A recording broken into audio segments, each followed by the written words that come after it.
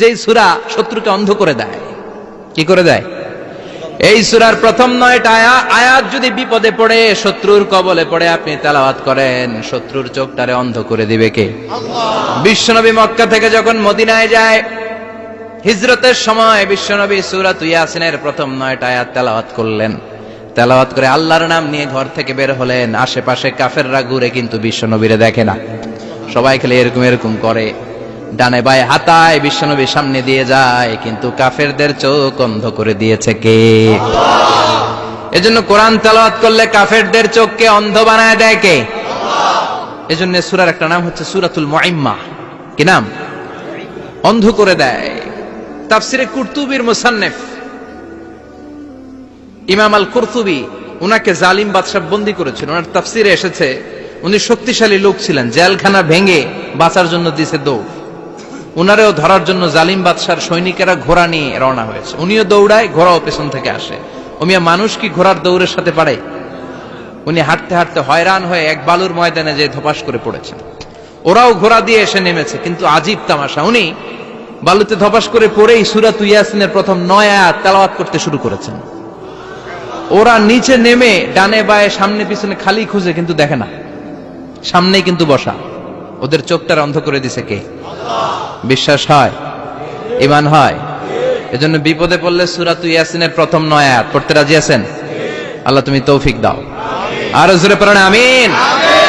এজন্য আল্লাহ চমৎকার ভাবে এই সূরাটা শুরু করে দিলেন। 2টা কাটা অক্ষর দিয়ে আল্লাহ বললেন ইয়াসিন ওয়াল কুরআনিল হাকীম ইন্নাকা লামিনাল মুরসালিন আলা সিরাতিম মুস্তাকিম। পড়েন সুবহানাল্লাহ। ইয়াসিন সূরাটা শুরু করলেন কি দিয়ে? এটা কি কোনো বাক্য? এটা কি কোনো শব্দ? এটা কি অক্ষর? 2টা।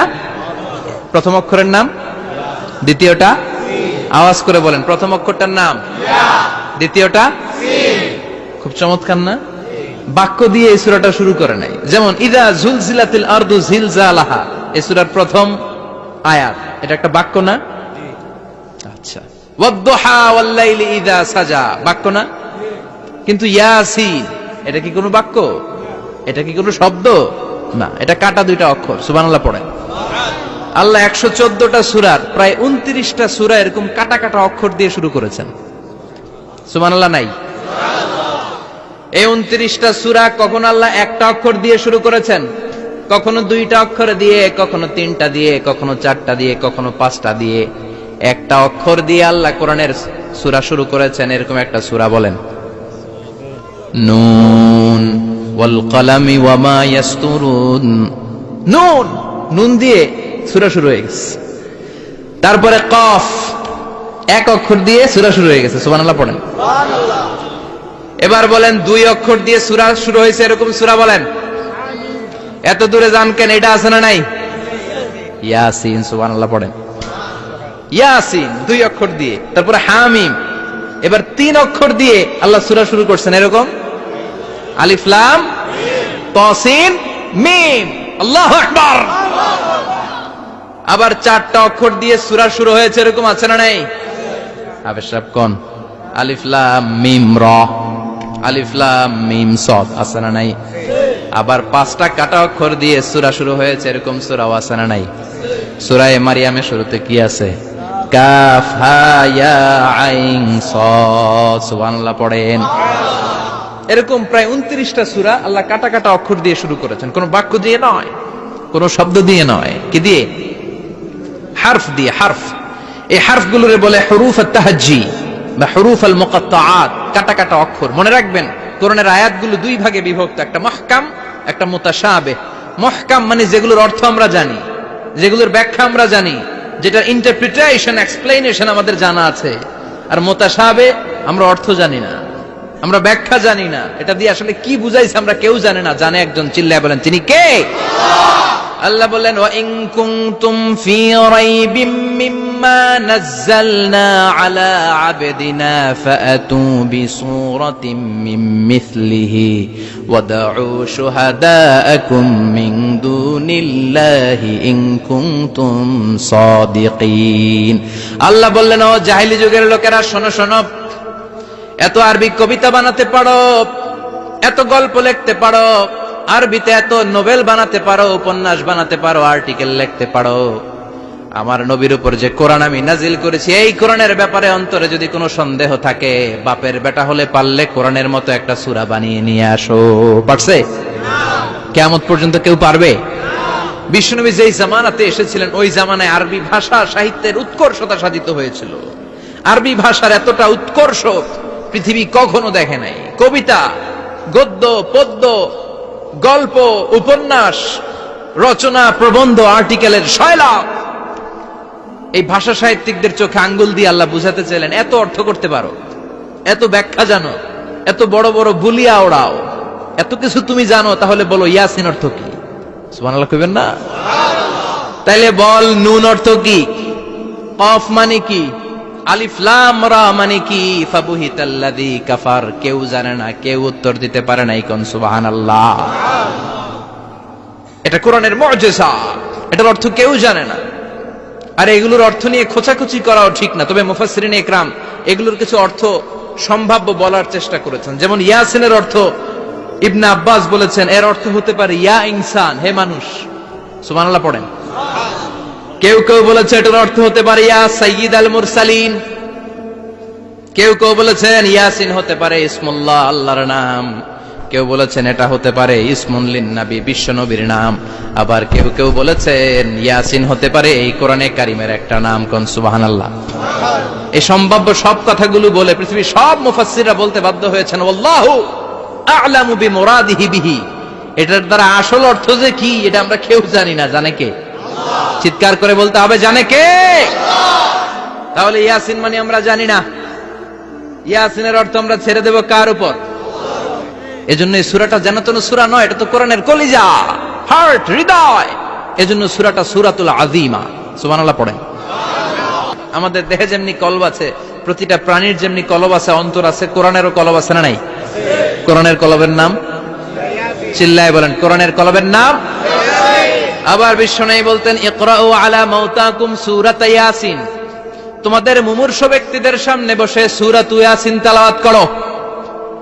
রূহ চলে যাবে, মৃত্যুর একেবারে দ্বার প্রান্তে দাঁড়িয়ে এই মুহূর্তে তার পাশে বসে পড়তে আরম্ভ করেন ইয়াসিন ওয়াল কুরআনিল হাকীম ইন্নাকা লামিনাল মুরসালিনা আলা সিরাতিম মুস্তাকিম। ওই ব্যক্তির ঈমানের মৃত্যু দান করে দিবে কে?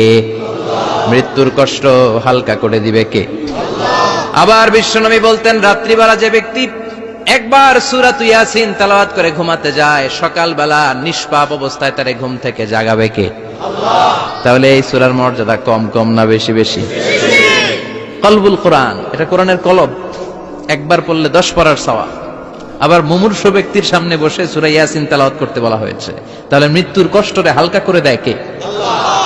আবার রাত্রিবেলা সূরা ইয়াসিন তেলাওয়াত করলে সকালবেলায় নিষ্পাপ বানায় দেয় কে? আল্লাহ। মনে থাকবে? কোরআনের কলবের নাম কি? ভুলে যাবেন না তো? বেশি বেশি তেলাওয়াত করতে রাজি আছেন? সকাল সন্ধ্যা তেলাওয়াত করবেন তো? সূরা ইয়াসিন ছাড়াও এই সূরার অনেকগুলো নাম তাফসীর গ্রন্থে পাওয়া যায়। এই সূরার একটা নাম হচ্ছে সূরাতুল কাদিয়া। সূরাতুল তাকদি হাজাতা কারিইহা। যে এই সূরা তেলাওয়াত করে ওই তেলাওয়াতকারীর যে হাজত আছে, প্রয়োজন আছে, এই সূরার বরকতে আল্লাহ তার প্রয়োজন পূরণ করে দেয়। আমাদের জীবনে প্রয়োজন আছে না নাই? কার কাছে চাইবো? বিপদে পড়লে কারে বলবো? আমরা বিপদে পড়লে প্রথমে শেয়ার দেই ফেসবুকে। কোথায় শেয়ার? আগে শেয়ার দিব কার কাছে? মনে থাকবে? বিপদে পড়লে ফেসবুকে শেয়ার দিব না, বন্ধুরে শেয়ার করব না, বউয়ের কাছেও পরে শেয়ার করব, আগে শেয়ার করব কার কাছে? মনে থাকবে? এজন্য বিশ্বনবী বলতেন এই সূরার নাম সূরাতুল কাদিয়া। মানুষের হাজত পূরণ করে দেয়। এই সূরা তেলাওয়াত করে যদি আপনি আল্লাহর কাছে কোনো বিপদ থেকে পানা চান, অথবা কোনো প্রয়োজন নিয়ে দোয়া করেন, সূরার বরকতে প্রয়োজনটা পূর্ণ করে দেয় কে? কেউ যেটা পারে না পারে কে? কেউ যেটা দেয় না দেয় কে? কেউ যেটা শোনে না শোনে কে? তাহলে পেলাম সূরাতুল কাদিয়া। আরেকটা নাম আছে সূরার, সেটা হচ্ছে সূরাতুল আযীমা, সুমহান সূরা। কি সূরা? সুমহান, আযীমা। এই আযীম আর আযীমা এই শব্দ দুইটা অনেক দামি, আল্লাহ যে কোনো জায়গায় ব্যবহার করেন নাই। বিশ্বনবীর চরিত্রের উপমা দিতে যে আল্লাহ আযীম শব্দ বলেছেন, তাই না? রব্বুল আলামিন বলেন, ওয়া ইন্নাকা লাআলা খুলুকিন আযীম। ও নবী, সাধারণ কোন চরিত্র আপনারে আমি দেই নাই, আপনারে আমি দিয়েছি আযীম একটা চরিত্র। খুলুকুন আযীম, and verily indeed you are on a very good standard of character. অসাধারণ চরিত্র দিয়েছে। বিশ্বনবীর চরিত্র বুঝাতে যে আল্লাহ কি শব্দ ব্যবহার করেছেন? কথা বলে না। তাফসীর শিখে যেতে হবে। কোন শব্দ ব্যবহার করেছেন? আযীম। আবার আল্লাহ নিজের পরিচয় দিতে যে আযীম বলেছেন, ওয়ালা ইয়াউদুহু হিফযুহুমা ওয়া হুয়াল আলিয়্যুল আযীম। সুবহানাল্লাহ।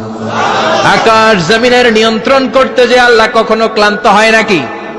কারণ তিনি হচ্ছেন আল আলিয়্যুল আযীম। আল্লাহু আকবার। তার মানে নবীর চরিত্রের ক্ষেত্রে আযীম, আল্লাহর নিজের সত্তার ক্ষেত্রে আল্লাহ বললেন আযীম। আবার বললেন কিয়ামতের দিন গোটা পৃথিবীটারে আমি নাড়িয়ে দেব, গোটা পৃথিবীতে একটা আমি ভূমিকম্প দিব। এই কথাও কোরআনে আছে না নাই? ইযা জুলজিলাতিল আরদু জিলজালাহা আল কারিয়াতু মাল কারিয়া। পুরো পৃথিবী কাঁপিয়ে দিব। এই কাঁপাকাঁপিটা ওই দিনের ভূমিকম্পটা কি অন্যান্য সময়ের ভূমিকম্পের মতো হবে? এই ভূমিকম্পকে আল্লাহ বলেছেন আযীম। ইন্না জালজালাতাস সাআতি লা শাইউন আযীম। সেদিনের ভূমিকম্প সাধারণ কোনো আর্থকোয়েক নয়, সাধারণ ভাইব্রেশন না, এটা আযীম।